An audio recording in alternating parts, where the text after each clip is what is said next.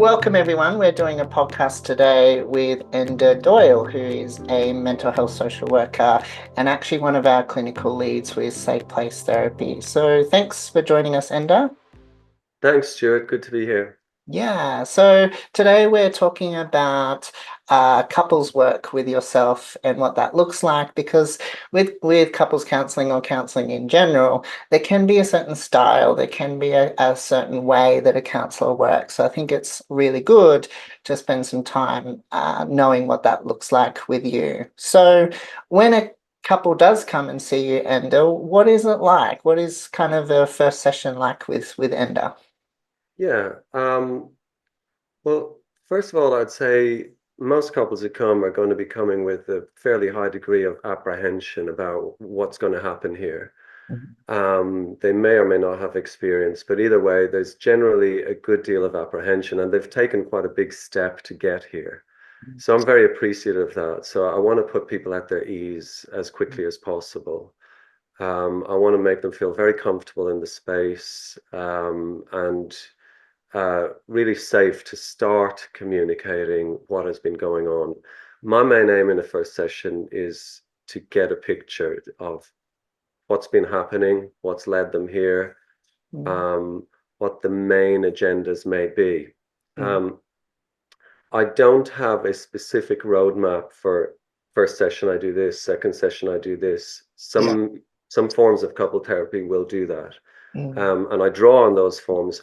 But I'd say for me, every new couple is an entirely new experience. So one of the things I'd say that sort of distinguishes my style of working with a couple is this is a new voyage, this is a new journey. I'm mm, coming to it with a complete openness and curiosity. mhm, Um, sure, there's lots of things I'll have seen before, and I'm drawing on my experience, both in my own learnings and actually from my own life, from living this stuff. mm, Um, but as to which particular tools and strategies I'm going to start working with, I mhm, don't know that when the couple first walks in, sure. because the scenarios are very different. Mm, It's so varied. What I'd like to get to by the end of the first session is that the couple feel a strong sense of hope that they didn't have an hour ago. That mm, would be number one. yeah. Excuse me. What I'd like to get to by the end of the first session is that both parties in the partnership walk away with a sense of really feeling heard and seen. Mm, That would be crucial for me, that each party must feel heard and seen and validated in whatever their particular struggles and needs are, mhm, difficulties and so on. yeah. I don't believe in instilling false sense of hope in people, Mhm, but generally, if both parties are willing to work on it and work on themselves, I yeah. always see hope. I think really the sky is the limit if both people are willing to work. Mhm. So particularly if they're willing to work on themselves. Great. Yeah. Yeah. Just going back to what you said before around creating that ease and a bit more comfort. What are some things that you try to do just in that first 10 minutes? What do you think kind of helps a couple, settle into the session? Strange as it may seem, there's actually a lot of humor in my sessions. Yep. Um, People have commented on this that they weren't expecting to actually enjoy parts of the session. Right. Yes, there's a lot of pain, there's a lot of heartache, but Mm, there's laughter too. And I actually think starting to look at ourselves from a distance and look at just how unhelpful our sort of strategies have become in relationships in terms of trying to get our needs met. mm, Starting to step back from the relationship and sort of look at it from some distance. That's a lot of the work of couples counseling, to mhm. step back and sort of look at it from a meta level. So Yes. in terms, sorry, your question was putting people at ease. It's Mm, also, there's often an expectation, I think, in people that one or both of them are going to be somehow blamed or judged for their behaviors. yeah. Um, and that's simply not going to happen. If that's coming across, then I'm not doing my job right. Mhm.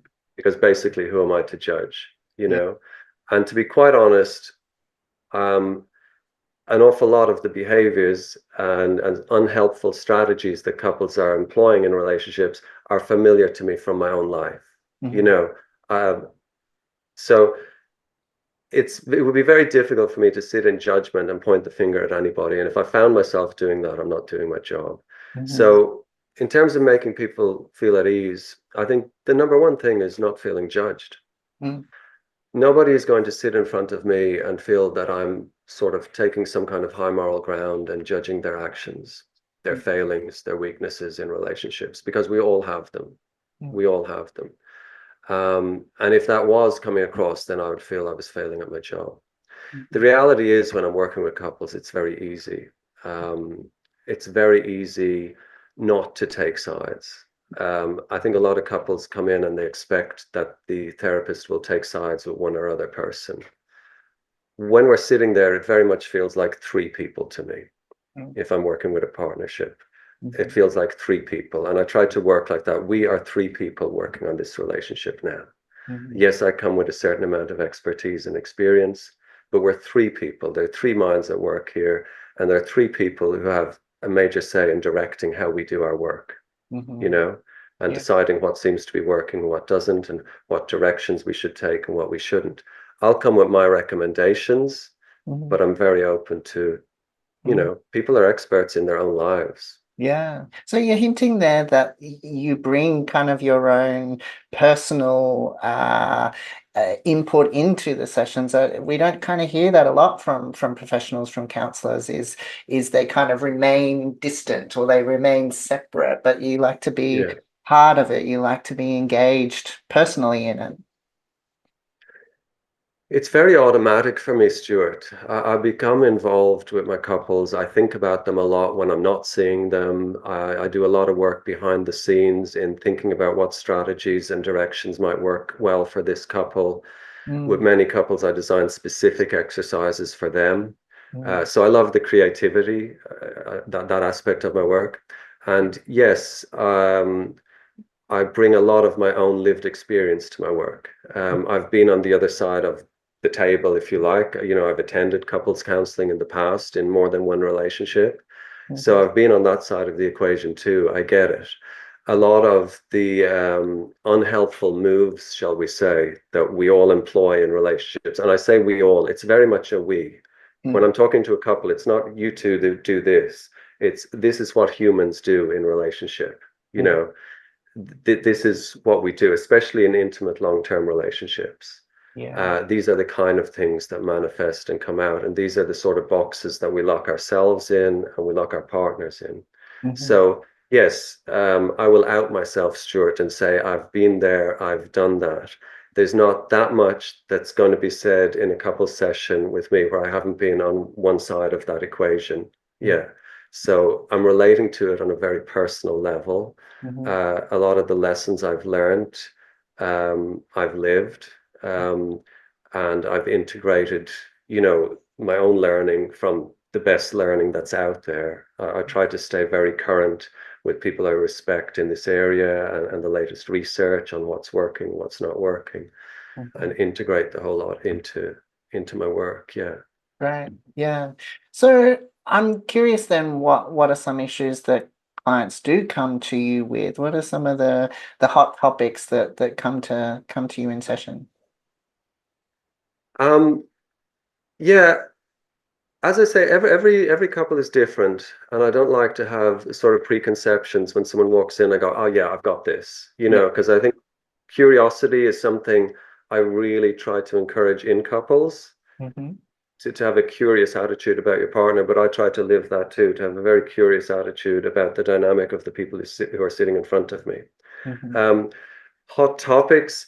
Look, I'll tell you, it's not that dramatic, but Hmm. um, obviously there are things like infidelity, excessive drug or alcohol use, and so on. But the truth is, research would say that over 60% of partnerships end not because of the dramatic stuff, the fighting, Hmm. but because of a gradual drifting apart. Yeah. And I'd say that's probably true with my clients. I'd say Mm, 60 to 70% of them will come in and say something like, um, it's not that we argue that frequently. It's not that anybody's doing anything terrible, but we've kind of become like housemates, mhm, you know. Very common if a couple have young children, actually. But Yeah. it just seems to be very common, somewhere between, let's say, 4 years together and 10 years together, Hmm. that the fire goes, the passion goes, we Mm. stop really seeing each other, but we don't even know that we've done that. Yeah. One of the things I'm trying to help people do is to see the person again, Hmm. because we automate everything, don't we? It's like the classic example is driving a car. Yeah. At first, it takes all of your perceptions, you're aware of everything. Mm. After a while, you do it without noticing you're doing it. We do that with our partners. We stop seeing them. Um, so that would be a very common scenario, is simply people saying something like, "We've become very different people." Mm. Um, there's a complete lack of intimacy. So I shouldn't say a complete lack of intimacy. Uh, there's a lack of intimacy. There's a lack of genuine curiosity. There's a lack of engagement with who each other are. And there's a real lack of evolution. This Mm. is a word I use a lot with couples. Mm. We have to evolve. The relationship has to evolve. Yeah. So you can have a relationship where it looks like you have it all on the surface. Hmm. Everything's functioning, two full-time jobs, kids are doing well, but you don't have each other. Hmm. And Mm. that would be a common scenario. Yeah. Um, Another common scenario, which you could think of it in terms of fight or flight, really. We go into fight or flight modes, and a lot of what we're trying to do in couples work is to see those, because often we don't know we're in them. Yeah. So to become conscious of them, Hmm. and then to get into healthier modes of being, what you might call wise mind or healthy adult modes of being. And there's many strategies for how to recognize when you're not in that and get to that. Yeah. Um, Hmm. so the other extreme, I guess, on the fight or flight mode is couples that are fighting constantly and they cannot stop and Mm. they don't know what to do and they don't like their own behavior. They're not proud of it, Mm. but they're stuck. They just don't know what to do. And again, there are fairly clear paths and strategies for getting to the heart of that and for changing habits. And it is possible. Hmm. Great. So for you, it sounds like there's a real importance placed on the dynamics and the individual flavor of what's going on for that couple. How do you dig into that? How does Enda kind of pull apart the kind of relationship dynamics going on? Um, every couple has a sort of a dance. There's a choreography going on. Mm. Um, it's like a figure of eight. Mhm. I move this way and I trigger you, so you move that way, which triggers me. So I move more this way, which Mhm. triggers you to move more that way. Mhm. So I want to know when a couple sits down, I want to know what is the dance or what are the dances? There may be multiple. Mm. So I want to tease that apart. And I think it's something that couples can really get enthusiastic and excited about seeing. They go, oh, yeah, we do that. Mhm. And it's so obvious when you step back from it and look at it from the outside. But Yeah. when you're in it, it's very hard to see the wood for the trees. It's like a fish in water sort of thing. What's water, Um, but for me as an outsider who's experienced in seeing these patterns, Mm. it's finding the choreography. So what triggers you to go like this? Let's say to build a wall, to Mm. withdraw. Yeah. What triggers you? What does the wall look like? Hmm. A lot of the time, we don't even know that we've erected a wall and that we're living firmly behind it. We don't know. And we think, well, what's our partner's problem? What's the problem? I'm right here. Mm. You can be right here, 3 feet away, and be behind a thick brick wall, Mm. and your partner is going crazy for lack of connection, you Yeah. know, but they look like the bad guy Hmm. because they're acting out, because they're maybe more of a pursuer. They're trying to get through. The Hmm. higher the wall goes, the more frantically they try.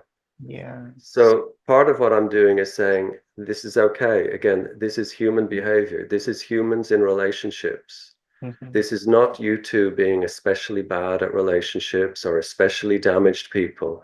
Hmm. This is what we do when we get into long-term intimate relationships. Yeah. Yeah. Um, Yeah, and there's a point there that I think is really important for listeners to hear.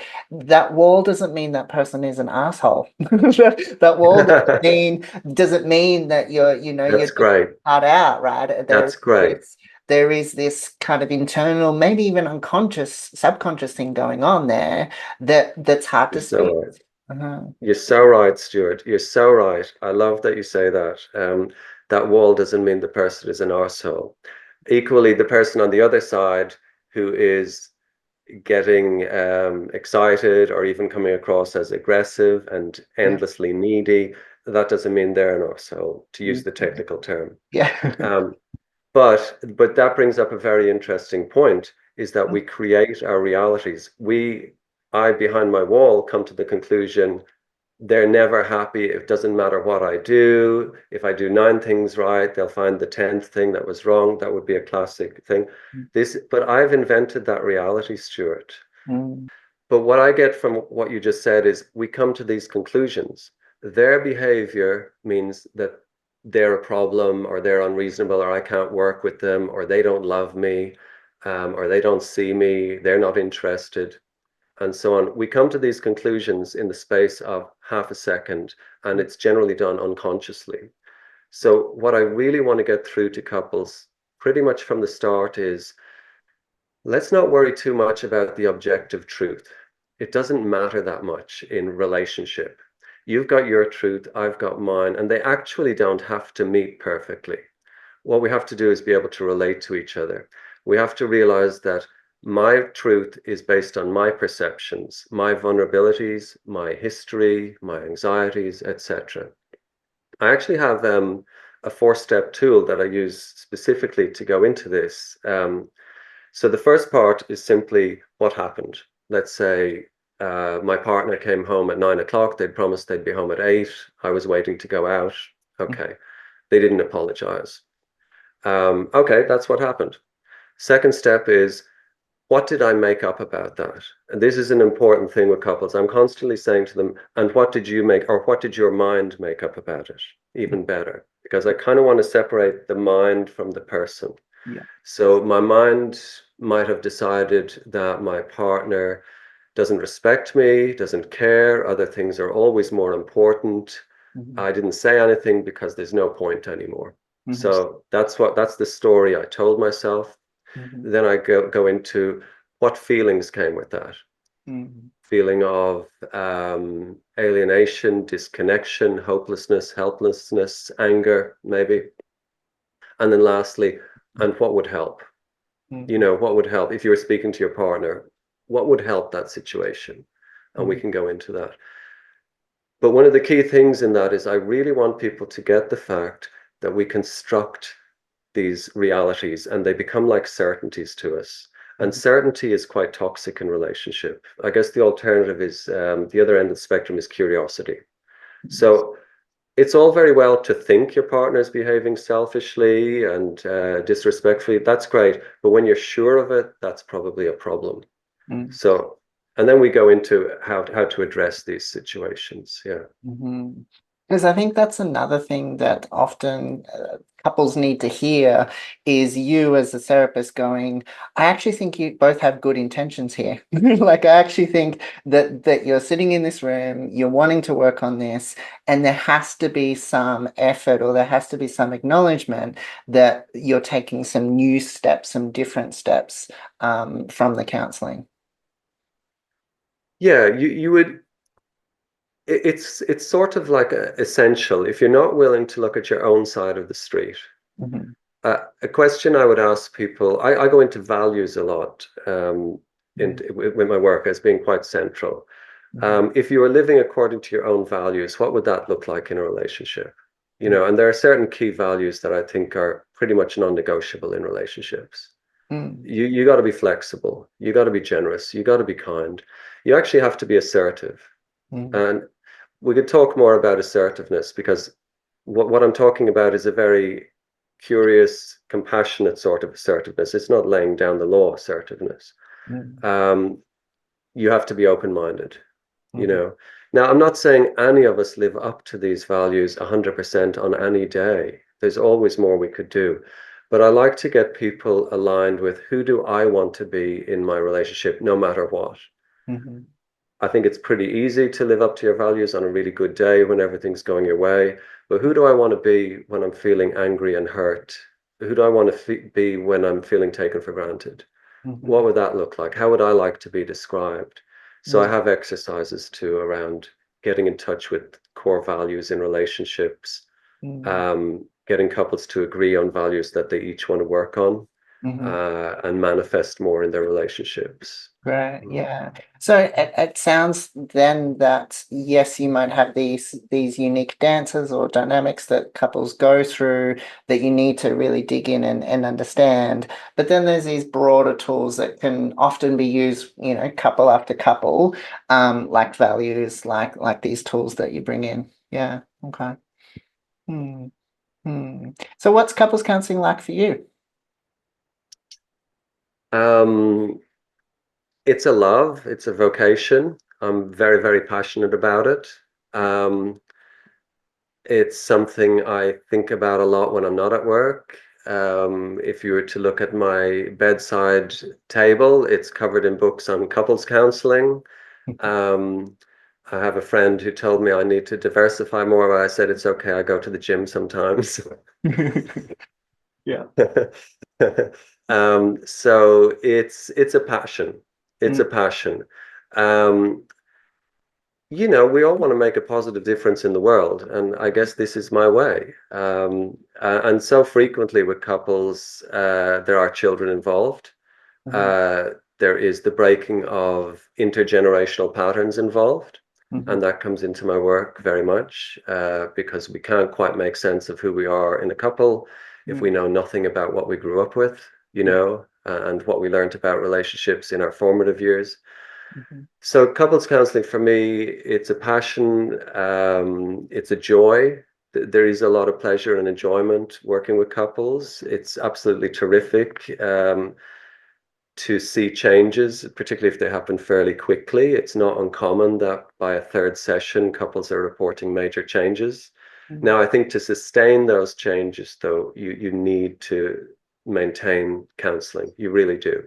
I mhm, do, it has been suggested to me by one or two couples that I perhaps care more about their relationship than they do. Um, but for me, couples counseling, I work as an individual counselor also, and I love it. But there's a creativity in couples counseling that I particularly love mhm, because of these added complexities and dynamics of two people weaving in and out of each other. mhm, Um, and there can be even an urgency to couples counseling that often by the time they get to me, it's make or break. You mhm, know, it wouldn't be uncommon for a couple to sit down and say, look, we're not even sure, we're not necessarily here to stay together. We're here to explore whether we should separate or stay together. And if we separate, we want to do it as amicably as possible. So that's fine. right. Um, but so I feel the consequences and outcomes, if I do my job well, can be just so meaningful and so life-changing. Mm. So we do hear from different counselors having quite a specific approach in using one modality with a relationship issue. But I'm wondering, Mhm. is there specific modalities you use, Enda, or how do you work? Uh, I draw on a cluster of modalities. I, as I was saying earlier, I really try to approach each couple as a fresh project. I love the creativity of couples work, of delving and exploring where we need to go and when we need to go there. So even the sequence, there might be certain points I want to hit with a couple generally, but the sequence of them may change for different couples depending on the urgency of the need when they get to me. Mm, Um, so to answer your question, I draw on several modalities. I love to study and read about my work. I'm constantly researching and training. So I like to have all this I like to have available to me some of the best minds in my view on the planet at the moment. So I try to stay very current with their work. I'm constantly drawing little pieces from here, there, and everywhere and thinking, this would work for that couple, this would work for that couple. And then tailoring and creating maybe new exercises and strategies to use something like, let's say, schema mode therapy or acceptance and commitment therapy or some of the Gottman research for a particular couple. But I think that is something that probably separates me from other therapists, is that I feel able to move fairly fluidly between different modalities, even during one session. Mhm, And I think my couples benefit a lot from that sort of flexibility, mhm, because I just don't really believe in a one-size-fits-all approach with mhm, couples. It's too complex, it's very unique, uh, and it, I like to come at it more from a point of view of exploration, curiosity, and experimentation. I mhm, mean, a lot of the time with couples, as with individuals in therapy, it's try this, see mhm, how this works for you. Notice how it feels, notice what happens, come back to me, you know. mhm. If, Yeah. if any therapist is honest, I think they've got to talk about that every strategy and tool they will give a client or a couple, it's an experiment. Let's see what works. But Mhm. if it doesn't work, we have more, you Great. know. Great. Yeah. So it's the model fitting the couple rather than the couple fitting the model, and kind of. Yeah, yeah, well put. Yeah, yeah. You're more succinct than me, Stuart. I wish I knew how to sum it up as easily as that. Yeah, That's but you're okay. quite right. You're quite right. Mhm, And multiple models, taking the best of different models for particular scenarios and time and place. You mhm, know, a model might suit one couple this week and not next week. You mhm. know, we got to go, okay, we got to go to plan B or plan C right now, Yeah. because since I saw you last, all sorts of unpredictable things have happened. So Mm, I want to be very adaptable and fluid, you mhm, know. Uh, and I think couples appreciate that they're being heard. Because if you're imposing a framework on them, how well are you really hearing them? mm, mm. You know, Yeah. Yeah. I'm asking couples to be responsive rather than reactive. This is something if people come to me, they will have heard me saying, okay, so that's a reaction. What would a response look like? You know, if theoretically you could take 10 minutes to settle yourself and think about all the possibilities here and all the interpretations and then respond, what would that look like? So I try to do that in my work. I try not to be reactive, but responsive. And Mm-hmm. I think to do that in the most optimal way involves being across many, many modalities of therapy, many, many approaches. Mm-hmm. Yeah, really good segue there. We are going to put together a video based on fighting in a relationship and how counselors generally can kind of work with couples. Yeah. But what are some of the kind of basic issues you see happening with a couple coming to you when they're fighting? What are some of the things you see there?